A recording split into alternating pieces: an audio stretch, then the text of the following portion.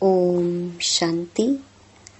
23 जुलाई 2023 अव्यक्त बाप दादा के महावाक्य। ओरिजिनल डेट 16 मार्च 1995। सर्व प्राप्ति संपन्न आत्मा की निशानी संतुष्टता और प्रसन्नता। आज सर्व प्राप्तियां कराने वाले बाप दादा अपने चारों ओर के प्राप्ति संपन्न बच्चों को देख रहे हैं। सर्व प्राप्तियों के दाता संपन्न और संपूर्ण बाप के बच्चे हैं, तो हरेक बच्चे को बाप ने सर्व प्राप्तियों का वर्षा दिया है। ऐसे नहीं किसको 10 दिया हो, किसको 20 दिया हो, सभी बच्चों को सर्व प्राप्तियों का अधिकार दिया है। सभी बच्चे फुल वर्षे के अधिकारी हैं। तो बाप दादा देख रहे हैं कि हरेक अधिकारी बच्चों ने अपने में प्राप्तियों का अधिकार कितना प्राप्त किया है। बाप ने सर्व दिया है। बाप को सर्व शक्तिमान व संपन्न सागर कहते हैं, लेकिन बच्चों ने उन प्राप्तियों को कहाँ तक अपना बनाया है। बाप ने सर्व दिया है। बाप को सर्व शक्तिमान व संपन्न सागर कहते हैं, लेकिन बच्चों ने उन प्राप्तियों को कहाँ तक अपना बनाया है। बाप का दिया हुआ वर्षा जब अपना बना लेते हैं तो जितना अपना बनाते हैं उतना नशा और खुशी रहती है। मेरा खजाना है। दिया बाप ने, लेकिन अपने में धारण कर अपना बना लिया। तो क्या देखा कि अपना बनाने में नंबर वार हो गए हैं। बाप ने नंबर नहीं बनाए हैं, लेकिन अपने अपने धारणा की यथाशक्ति ने नंबर वार बना दिया है। संपूर्ण अधिकार व सर्व प्राप्तियों से संपन्न आत्मा जो सदा अमृत वेले से रात तक प्राप्तियों के नशे व अनुभव में रहती है, उनकी निशानी क्या होगी। प्राप्तियों की निशानी है संतुष्टता। वो सदा संतुष्ट मणि बन दूसरों को भी संतुष्टता की झलक का वाइब्रेशन फैलाते रहते हैं। उनका चेहरा सदा प्रसन्न चित्त दिखाई देगा। प्रसन्न चित्त अर्थात सर्व प्रसन्न चित्त से न्यारा। कोई प्रश्न नहीं होगा, प्रसन्न होगा। क्यों, क्या, कैसे, यह सब समाप्त। तो ऐसे प्रसन्न चित्त बने हो कि अभी भी कभी कभी कोई प्रश्न उठता है कि ये क्या है, ये क्यों है, ये कैसे होगा, कब होगा। ये प्रश्न चाहे मन में चाहे दूसरों से उठता है। प्रश्न चित्त हो या प्रसन्न चित्त हो, या कभी प्रश्न चित्त कभी प्रसन्न चित्त, क्या है। वैसे गायन है, अप्राप्त नहीं कोई वस्तु ब्राह्मणों के खजाने में। ये किसका, किन ब्राह्मणों का गायन है? आपका है या दूसरे आने वाले हैं? आप ही हो। तो जब कोई अप्राप्ति होती है ना, अप्राप्ति असंतुष्टता का कारण है। अपना अनुभव देखो, कभी भी मन असंतुष्ट होता है तो कारण क्या होता है? कोई न कोई अप्राप्ति का अनुभव करते हो तब असंतुष्टता होती है। गायन तो है, अप्राप्त नहीं कोई वस्तु। ये अब का गायन है या विनाश के समय का? विनाश के समय संपन्न हो जाएंगे कि अभी होना है? जो समझते हैं कि हम सदा प्रसन्न चित्त रहते हैं, कभी भी किसी भी बात में, चाहे अपने संबंध में चाहे दूसरों के संबंध में भी प्रश्न नहीं उठता, सदा संतुष्ट रहते हैं, ऐसी संतुष्ट आत्माएं कितनी होंगी? बहुत हैं। अच्छा, जो समझते हैं सदा प्रसन्न रहते हैं, चाहे माया कितना भी हिलाए, लेकिन हम नहीं हिलते, माया को हिला देते हैं। माया नमस्कार करती है, हम अंगद हैं। माया हार जाती, लेकिन हम विजयी हैं। जो ऐसे हैं वो हाथ उठाओ। सदा शब्द याद रखना, कभी कभी वाले नहीं। बहुत थोड़े हैं, कोटों में कोई है। क्वेश्चन मार्क उठता तो है ना? क्वेश्चन मार्क डिक्शनरी से निकल जाए, हलचल भी ना हो। कंप्यूटर चलाते हो तो उसमें आता है ना? आपके बुद्धि रूपी कंप्यूटर में सदा फुल स्टॉप की मात्रा आए, क्वेश्चन मार्क आश्चर्य की मात्रा खत्म। इसको कहा जाता है सदा प्रसन्न चित्त। ऐसा प्रसन्न चित्त औरों का भी क्वेश्चन मार्क खत्म कर देता है। नहीं तो स्वयं में अगर क्वेश्चन मार्क है तो कोई भी बात सुनेंगे, देखेंगे, कहेंगे हाँ ये तो होना नहीं चाहिए, लेकिन होता है। मैं भी समझती हूँ होना नहीं चाहिए। मिक्स हो जाएंगे, उसके प्रश्न को और अंडरलाइन कर देंगे। टेका तो दे दिया ना कि हाँ ये ठीक नहीं है, लेकिन होता है। तो प्रसन्न चित्त उसको नहीं किया, लेकिन और ही प्रश्न को बढ़ा लिया, एडिशन हो गई। वैसे एक का क्वेश्चन था, अभी 2 का हो गया, 2 से 4 का हो जाएगा। तो प्रसन्न चित्त वाइब्रेशन के बजाय प्रश्न चित्त का वाइब्रेशन जल्दी फैलता है। हाँ ऐसा है, साथ दे दिया, आश्चर्य की मात्रा आ गई ना? हाँ, तो फुल स्टॉप तो नहीं हुआ ना? चाहे अपने प्रति भी, ये मेरे से होना नहीं चाहिए, ये मेरे को मिलना चाहिए, ये दूसरे को नहीं होना चाहिए, तो ये चाहिए चाहिए प्रश्न चित्त बना देती है, प्रसन्न चित्त नहीं। तो सभी का लक्ष्य क्या है? संतुष्ट प्रसन्न चित्त। जिसका प्रसन्न चित्त होता है उसके मन बुद्धि के व्यर्थ की गति फास्ट नहीं होगी। सदा निर्मल निर्माण। निर्माण होने के कारण सभी को अपने प्रसन्न चित्त की छाया में शीतलता देंगे।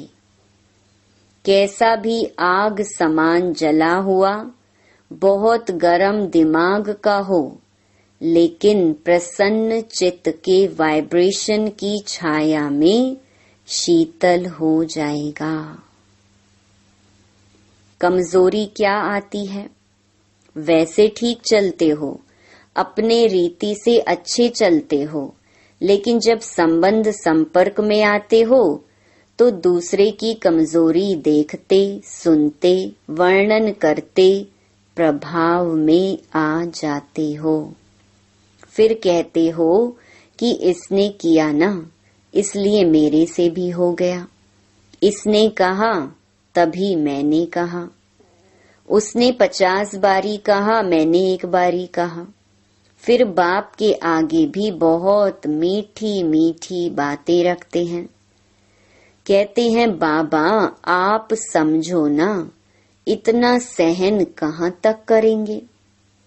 फिर भी पुरुषार्थी है ना, तो थोड़ा तो आएगा ना। बाप को भी समझाने लगते हैं। यहाँ जो निमित्त हैं उन्हों को बहुत कथाएं सुनाते हैं। ऐसा था ना, ऐसा था ना, ऐसा था ना।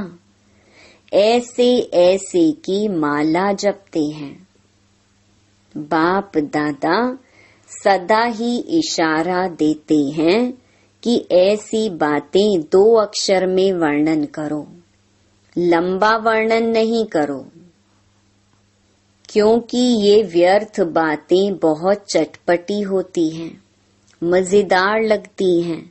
जैसे खाने में भी खट्टी मीठी चीज हो तो अच्छी लगेगी ना, और फीकी सादी हो तो कहेंगे ये तो खाते ही रहते हैं। तो व्यर्थ बातें, व्यर्थ चिंतन सुनना, बोलना और करना, इसमें चलते चलते इंटरेस्ट बढ़ जाता है। फिर सोचते हैं मैं तो नहीं चाहती थी, लेकिन उसने सुनाया ना, तो मैंने कहा कि अच्छा उसका सुन ले, दिल खाली कर दे। उसकी तो दिल खाली हुई और आपने दिल भर ली। वो थोड़ा थोड़ा दिल में भरते भरते फिर संस्कार बन जाता है, और जब संस्कार बन जाता है तो महसूस ही नहीं होता कि ये रॉन्ग है। ये व्यर्थ संस्कार बुद्धि के निर्णय को खत्म कर देता है। इसलिए सबसे सहज सदा संतुष्ट रहने की विधि है, सदा अपने सामने कोई न कोई विशेष प्राप्ति को रखो, क्योंकि प्राप्ति भूलती नहीं है। ज्ञान की पॉइंट्स भूल सकती हैं, लेकिन कोई भी प्राप्ति भूलती नहीं है। बाप से क्या क्या मिला, कितना मिला है, वैरायटी पसंद आती है ना, एक जैसा पसंद नहीं होता। तो आप अपने प्राप्तियों को देखो। ज्ञान के खजाने की प्राप्ति कितनी है, योग से शक्तियों की प्राप्ति कितनी है, दिव्य गुणों की प्राप्तियां कितनी हैं, प्रैक्टिकल नशे में, खुशी में रहने की प्राप्तियां कितनी हैं। बहुत लिस्ट है ना। पहले भी सुनाया था कि कभी कोई गुण की प्राप्ति को सामने रखते हुए संतुष्ट रहो, क्योंकि एक गुण भी अपनाया तो जैसे विकारों का आपस में बहुत गहरा संबंध है।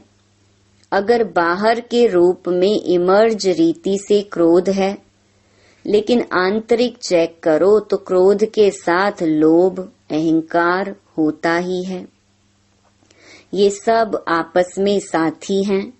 कोई इमर्ज रूप में होते हैं, कोई मर्ज रूप में होते हैं। तो गुण भी जो हैं उन्हों का भी आपस में संबंध है। इमर्ज एक गुण को रखो, लेकिन दूसरे गुण भी उनके साथ ही मर्ज रूप में होते हैं। तो रोज कोई न कोई प्राप्ति स्वरूप का अनुभव अवश्य करो। अगर प्राप्ति इमर्ज रूप में होगी तो प्राप्ति के आगे अप्राप्ति खत्म हो जाएगी और सदा संतुष्ट रहेंगे। वैसे भी देखो, दुनिया में भी मुख्य प्राप्ति सभी क्या चाहते हैं? हर एक चाहता है कि अपना नाम अच्छा हो, दूसरा मान और तीसरा शान। नाम, मान, शान ये प्राप्त करना चाहते हैं। आप भी क्या चाहते हो? आप भी तो यही चाहते हो ना, हद का नहीं, बेहद का। तो दुनिया वाले तो हद के नाम के पिछाड़ी दौड़ते हैं, और आपका नाम विश्व में जितना ऊंचा है उतना और किसका है? तो आप अपने नाम को देखो। सबसे नाम की विशेषता ये है कि आपका नाम कौन जपता है? स्वयं भगवान आपका नाम जपता है। तो इससे बड़ा नाम क्या होगा? आपके नाम से अभी लास्ट जन्म में भी अनेक आत्माएं अपना शरीर निर्वाह चला रही हैं।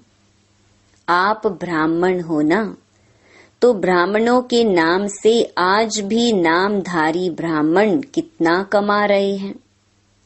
अभी तक नामधारी ब्राह्मण भी कितना ऊंचे गाए जाते हैं। तो आपके नाम की कितनी महिमा है।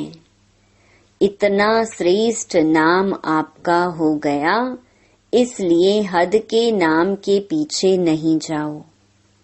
मेरा नाम तो कभी किसी में लेते ही नहीं है। मेरा नाम सदा पीछे ही रहता है। सेवा मैं करती हूँ, नाम दूसरे का हो जाता है। तो हद के नाम के पीछे नहीं जाओ। बाप के दिल में आपका नाम सदा ही श्रेष्ठ है।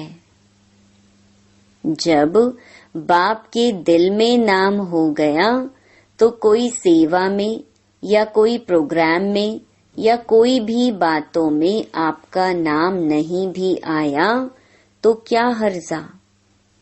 बाप के पास तो है ना।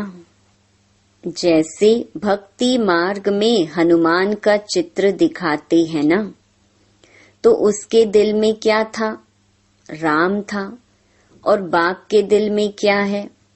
बच्चे। तो बच्चों में आप हो या नहीं हो, तो सभी का नाम है। देखा है? पक्का? कभी मिस हो गया हो तो? आप सभी का नाम है। तो और नाम के पीछे क्यों पड़ते हो? क्योंकि मेजॉरिटी यही नाम मान शान गिराता भी है, और यही नाम मान शान नशा भी चढ़ाता है। तो प्राप्ति के रूप में देखो। अगर मानो कोई कारण से आपका नाम गुप्त है और आप समझते हो कि मेरा नाम होना चाहिए, यथार्थ है, फिर भी अगर किसी आत्मा से हिसाब किताब के कारण या उसके संस्कार के कारण आपका नाम नहीं होता है, आप राइट हो, वो रॉन्ग है, फिर भी उसका नाम होता है, आपका नहीं, तो विजय माला में आपका नाम निश्चित है। इसीलिए इसकी भी परवाह नहीं करो। इस रूप में माया ज्यादा आती है, इसीलिए अभी गलती से नाम मिस हो भी गया कोई हर्जा नहीं, लेकिन विजय माला में आपका नाम मिस नहीं हो सकता। पहले आपका नाम होगा। तो अपने नाम की महिमा याद रखो कि मेरा नाम बाप के दिल पर है, विजय माला में है, अंत तक मेरा नाम सेवा कर रहा है। और आपका मान कितना है? भगवान ने भी आपको अपने से आगे रखा है। पहले बच्चे, तो स्वयं बाप ने मान दे दिया। कितना आपका मान है उसका प्रूफ देखो कि आपके जड़ चित्रों का भी लास्ट जन्म तक कितना मान है। चाहे जाने नहीं जाने, लेकिन कोई भी देवी देवता का चित्र होगा तो कितने मान से उसको देखते हैं। सबसे श्रेष्ठ मान अब तक आपके चित्रों का भी है। ये प्रूफ है। जब आपके चित्र ही इतने माननीय पूजनीय हैं, तो जिसका मान रखा जाता है उसको पूजनीय माना जाता है। हमेशा कहते हैं ना, ये हमारे पूजनीय हैं, पूज्य हैं। तो प्रैक्टिकल प्रूफ है कि आपके चित्रों का भी मान है, तो चैतन्य में है तब भी चित्रों का मान है। अगर चैतन्य में मान नहीं होता तो चित्रों को कैसे मिलता? बाप तो सदा कहते हैं, पहले बच्चे डबल पूजे जाते हैं, बाप सिंगल। तो आपका मान बाप से ज्यादा हुआ ना। इतना श्रेष्ठ मान मिल गया। तो जब भी कोई हद के मान की बात आए तो सोचना कि आत्माओं का मान क्या करेगा। जब परमात्मा का मान मिल गया, ऐसे नहीं सोचो कि हम इतना कुछ करते हैं फिर भी मान नहीं देते, पूछते ही नहीं हैं। ये सोचना व्यर्थ है, क्योंकि जितना आप हद के मान के पीछे दौड़ लगाएंगे ना, तो ये हद की कोई भी चीज परछाई के समान है।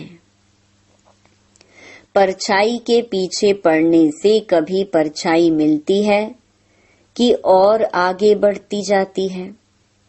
तो ये हद का मान, हद का नाम, ये परछाई है।